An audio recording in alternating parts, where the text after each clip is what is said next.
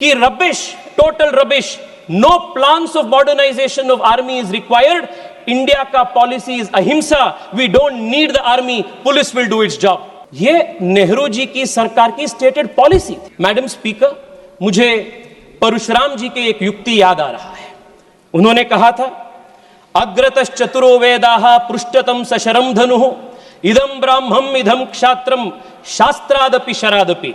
उसी प्रकार से आज भारत डिप्लोमैटिकली हो, मिलिटरीली हो, दोनों युद्ध में तैयार है। And we are ready to win at the diplomatic front, we are ready to win at the military front. आज जितने भी कांग्रेस के अपने साथियों से भाषण हमने सुने, बहुत अजीब लग रहा था मुझे, क्योंकि कांग्रेस पार्टी का नेता चेंज होते हैं पर कांग्रेस पार्टी का नीति वही है। 1947 से लेकर आज तक कांग्रेस पार्टी के जो कंसिस्टेंट पॉलिसी है वो भारत को और भारत के सशस्त्र बल को सिस्टमैटिकली और डेलिबरेटली वीक करने का एक पॉलिसी है। इसका उदाहरण मैं देना चाहता हूं। At the very beginning of our independence, at the dawn of this nation as an independent country, Pandit Nehru ji की एक स्टेटेड पॉलिसी थी कि भारत को आर्मी का जरूरत ही नहीं है।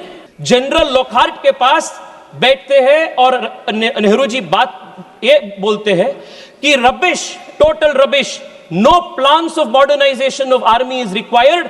इंडिया का पॉलिसी इज अहिंसा, we don't need the army, police will do its job. ये नेहरू जी की सरकार की स्टेटेड पॉलिसी थी। And this did not remain isolated in 1947 when A.K. Anthony ji was the defense minister.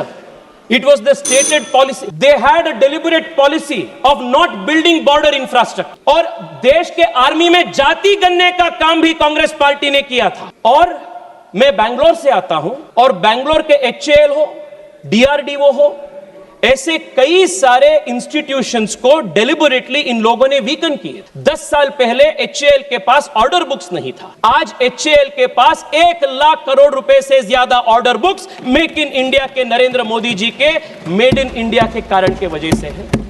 It was a deliberate consistent strategy to weaken the armed forces.